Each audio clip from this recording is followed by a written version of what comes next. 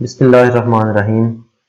آج کے اس سیشن میں ہم ڈسکس کریں گے کہ تکافل اور انشورنس میں کیا فرق ہوتا ہے۔ One thing that must be cleared at the very beginning کہ جب ہم تکافل اور انشورنس کی بات کریں گے تو اس سے مراد ہماری کوئی خاص انشورنس کمپنی نہیں ہوگی اور نہ ہی کوئی خاص تکافل کمپنی ہوگی جس کو ہم ڈسکس کریں گے، بلکہ ہم ان کے تکافل اور انشورنس کے جرنل سٹرکچر کے اوپر بات کریں گے، ان کی خوبیاں خامیاں دیکھنے کی کوشش کریں گے۔ So let's start. جو انشورنس ہے یہ کئی اقسام کی ہوتی ہے، جیسے travel insurance, health insurance, life insurance. Let us discuss them one by one in detail. ہم پہلے ٹریول انشورنس کا ذکر کرتے ہیں۔ جب بھی کوئی بندہ جہاز پہ سفر کرتا ہے تو اس کی ٹریول انشورنس کی جاتی ہے، جس کو ہم پروٹیکٹر بھی کہتے ہیں۔ اس کے لیے میں نے ایک ایگزامپل لی ہے کہ فرض کریں کہ ایک جہاز کے اندر 100 مسافر سوار ہیں اور فی کا 5000 کا انہوں نے پروٹیکٹر یعنی کہ اپنی انشورنس کروائی ہوئی ہے۔ اس طرح اس جہاز کے اندر جتنے بھی لوگ سوار ہیں مجموعی طور پر انہوں نے 5 لاکھ روپیہ جہاز کو اس کمپنی کو ادا کیا جو انشورنس کر رہی ہے۔ اب اس میں جو اس کی انشورنس ہے اس کا کلیم مشروط ہے جہاز کے حادثے کے ساتھ۔ اگر جہاز کا حادثہ نہیں ہوتا تو یہ سارے پیسے جو ہیں جو ان لوگوں نے ادا کیے ہیں that will not be payable to those people back، یہ ان کو واپس نہیں ملیں گے، یہ ان کی طرف سے گئے۔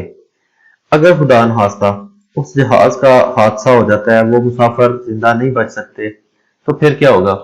پھر اس صورت میں کلیم پڑے گا اس کمپنی کو جس نے انشورنس کی ہے۔ اب میں فرض کرتا ہوں کہ وہ 4 لاکھ روپیہ فی مسافر کا کلیم جو ہے وہ ان کے ایگریمنٹ میں طے ہوا ہے کہ اگر فی کا ایک بندہ ہمیں 5000 روپیہ دے تو حادثے کی صورت میں وہ اتنا کلیم دیں گے۔ تو اب کمپنی کو کیا ہوا کہ اب اتنا زیادہ کلیم پڑا۔ اب دیکھیں یہی وہ نقطہ ہے جس پہ علماء کرام کو اعتراض ہے، کیونکہ اس میں انسرٹینٹی آ جاتی ہے۔ دونوں صورتوں میں ایک فریق جو ہے وہ لاس میں رہتا ہے، اس لیے جو انشورنس ہے یہ ایک بنیادی نقطہ ہے جس کی وجہ سے علماء کرام اس کو ناپسندیدہ عمل قرار دیتے ہیں۔ آگے ہم بات کرتے ہیں کراپ انشورنس کی۔ سیم سچویشن ہے ہیئر۔ اس میں بھی کیا ہے کہ اب ایک کسان ہے، اس نے 10 ایکڑ اپنی جو فصل ہے اس کو انشور کروایا اور اس نے 5000 پر ایکڑ دیا۔ اس طرح اس نے جو ہے وہ 50000 جو ہے وہ کمپنی کو جمع کروائے اس ممکنہ حادثے کے خطرات سے نمٹنے کے لیے جو مستقبل میں پیش آ سکتا ہے، اور ایسا بھی ہو سکتا ہے کہ وہ حادثہ پیش نہ آئے۔ وہ حادثہ کیا ہوگا کہ اس کی فصل خراب ہو جائے، کسی بھی صورت میں سیلاب آ جائے، طوفان آ جائے، یا جس سے اس کی فصل خراب ہو جائے۔ اب اگر اس کی فصل خراب نہیں ہوتی تو اس کو یہ پیسے واپس نہیں ملیں گے، اس کی طرف سے یہ لاس ہو گیا۔ اور خدا نخواستہ اگر وہ حادثہ جس کا اس کو ڈر تھا وہ رونما ہوتا ہے، سیلاب آ جاتا ہے یا کوئی آگ لگ جاتی ہے اس کی فصل کو، تو اب کمپنی نے جو اس کے ساتھ ایگریمنٹ میں طے کیا، میں فرض کرتا ہوں کہ اس نے جو ہے نا وہ 50000 پر ایکڑ جو تھا وہ طے کیا تھا کہ اس کو کلیم ملے گا۔ تو اب کیا ہوگا کہ اتنے پیسے جو ہے وہ کسان کو کلیم ملیں گے۔ اب اگر تو یہ حادثہ جس کو مد نظر رکھتے ہوئے اس کسان نے اپنے کھیتوں کو انشور کروایا تھا وہ رونما نہیں ہوتا، یعنی کہ اس کے کھیت جو ہیں وہ ٹھیک رہتے ہیں، اس کی فصل ٹھیک محفوظ رہتی ہے، تو کیا ہوگا کہ اس کی طرف سے 50000 کا لاس ہوگا۔ اور اگر خدا نخواستہ وہ حادثہ ہو جاتا ہے تو اس کمپنی کو اتنا زیادہ لاس ہو جائے گا۔ اب ایک اور جو ہے وہ لائف انشورنس کی بات کرتے ہیں ہم۔ اب یہ میں نے اس کی ڈیفینیشن ویکیپیڈیا سے لی ہے، you can also Google it. اب لائف انشورنس میں جو حادثہ ہے وہ بندے کی لائف کے ساتھ مشروط ہے۔ جس طرح وہ جہاز کے حادثے کی صورت میں اس کی تباہی کی صورت میں کلیم تھا، اسی طرح فصلوں کا خراب ہو جانے کی صورت میں کلیم تھا، اسی طرح اس انشورنس کو مشروط کیا گیا ہے بندے کی لائف کے ساتھ۔ اگر تو وہ بندہ زندہ رہتا ہے، وہ اپنی پالیسیز جو ہیں وہ پریمیم کی شکل میں دیتا رہتا ہے، تو اس کے پیسے سرمایہ کاری میں انویسٹ ہوتے رہتے ہیں، تو پھر تو اس میں کوئی حرج والی بات نہیں، وہ تو ایز پارٹنر چلے گا۔ اگر خدا نخواستہ کمپنی کے ساتھ جو اس کا ایگریمنٹ ہے، جیسے کہ یہ اس کی ڈیفینیشن یہ ہے کہ life insurance is a contract between an insurance policy holder and an insurer اور اشورر۔ اب دیکھیں ایک بندہ ہے جس نے 100,000 کی ایک پالیسی خریدی ہے اور 20 ایئرس کے لیے اس نے خریدی ہے۔ اب اس کا سم کور جو ہے نا وہ بنے گا 20 لاکھ روپیہ، جو وہ 20 سالوں کے اندر ادا کرے گا۔ اب اس بندے کا کمپنی کے ساتھ ایگریمنٹ تھا کہ اگر وہ پہلی قسط ادا کرنے کے بعد فوت ہو جاتا ہے تو کمپنی اس کو سم کور دے گی۔ تو اب یہ دیکھیں ان تینوں صورتوں میں جو ہم نے ڈسکس کی، لائف انشورنس ہو، کراپ انشورنس ہو یا ٹریول انشورنس ہو، اور بھی اس کی کافی ساری اقسام ہیں، ان دونوں صورتوں میں ایک پارٹی جو ہے وہ لاس میں جاتی ہے، دوسری پارٹی جو ہے وہ فائدے میں جاتی ہے۔ تو یہی وہ بات ہے جس کے اوپر علماء کرام کو اعتراض ہے۔ اب اس میں کیا ہوتا ہے، جتنی بھی انشورنس کی ٹائپس ہیں، اس میں کمپنی بندے کو ایک کلائنٹ کے طور پر دیتی ہے، کمپنی کا بندے کے ساتھ ایک ایگریمنٹ ہوتا ہے کہ اگر ایسا ہوا تو یہ ہوگا، اور اگر ایسا نہ ہوا تو پھر یہ ہوگا، یعنی کہ یہ ٹرمز اینڈ کنڈیشنز میں وہ طے ہوتی ہیں۔ اچھا، اب اس پہ علماء کرام کو اعتراض ہے۔ جب اس کے اوپر علماء کرام نے اس کو ناپسندیدہ عمل قرار دیا تو صرف اس کو ناجائز قرار دینا کافی نہیں تھا، اس کا متبادل پیش کرنا بھی لازم تھا، تاکہ ہر بندہ شرعی اصولوں کے مطابق اپنے مستقبل میں پیش آنے والے حادثات، خطرات سے نمٹنے کے لیے کچھ پیشگی اقدامات کر سکے۔ تو تکافل جو ہے یہ اسلامک انشورنس ہے، یہ سود، قمار، غرر اور اس طرح کی تمام خرابیوں سے پاک ایک ماڈل ہے جو علماء کرام نے انشورنس کا متبادل جو ہے وہ پیش کیا۔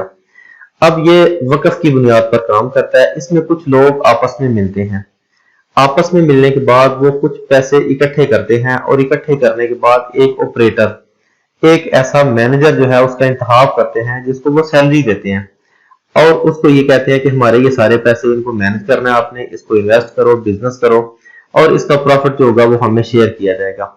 اس میں کسی طرح کا سود کا کوئی عنصر جو ہے وہ شامل نہیں ہوتا۔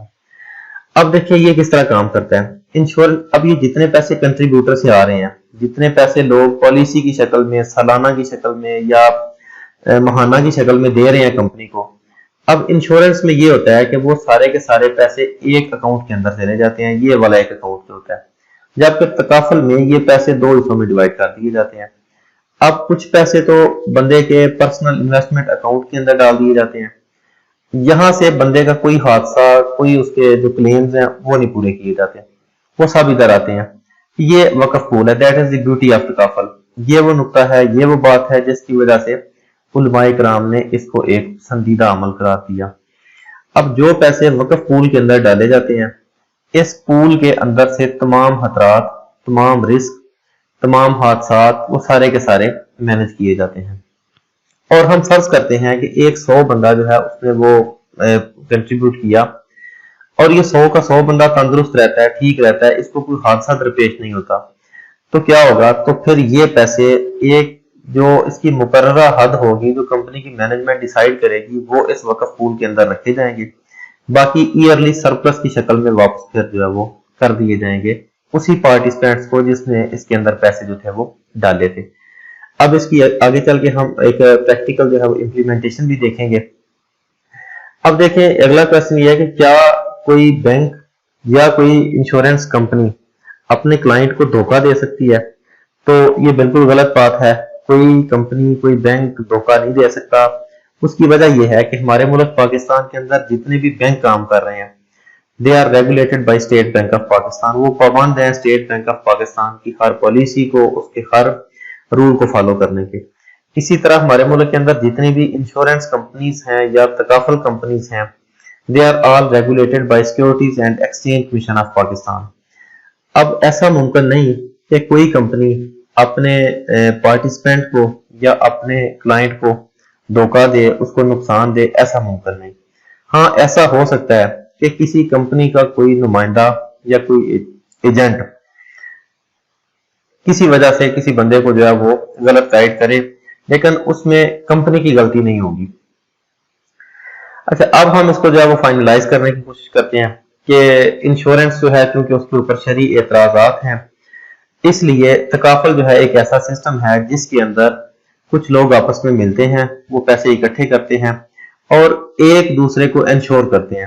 جس میں کمپنی انشور نہیں کر رہی، وہ سارے لوگ مل کے ایک دوسرے کو انشور کرتے ہیں، ایک دوسرے کی گارنٹی دیتے ہیں، ایک دوسرے کو اس بات کا یقین دلاتے ہیں کہ اگر تمہارے ساتھ کوئی حادثہ ہوا تو ہم یہ ساری کمیونٹی مل کر جو ہے وہ تمہاری مدد کریں گے۔ This is the beauty of تکافل۔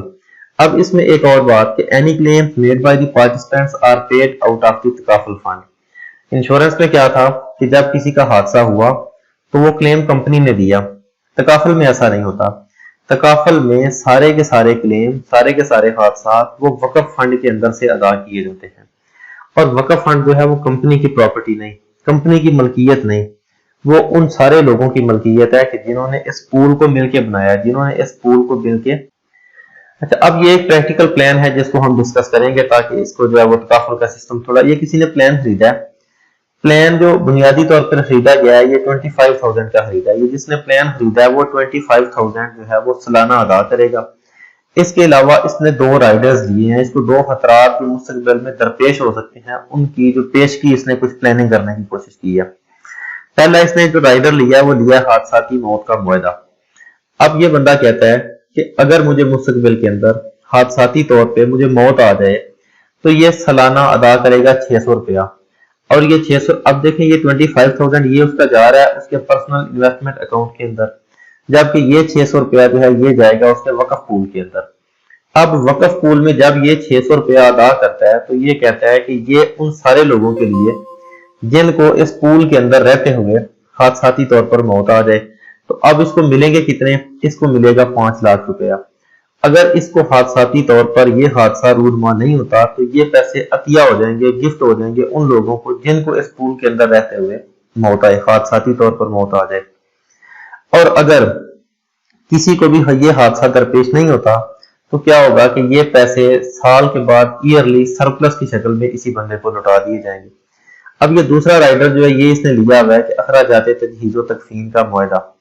یہ کہتا ہے کہ اگر خدا نخواستہ میری وفات ہو جائے تو یہ 62 روپے سالانہ وقف پول کے اندر دے رہا ہے، تو اس کے ریٹرن میں اس کو ملے گا 50,000 روپیہ۔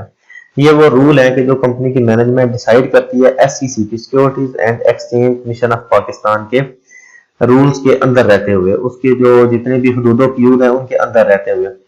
اب یہ اس طرح یہ بندہ ٹوٹل جو ہے یہ سالانہ ادا کر رہا ہے 25,662 روپے۔ 25,000 روپے یہ اس کے جا رہے ہیں پرسنل انویسٹمنٹ اکاؤنٹ کے اندر یا پارٹیسپینٹس انویسٹمنٹ اکاؤنٹ کے اندر، جبکہ 662 روپے یہ اس کے جا رہے ہیں وقف پول کے اندر۔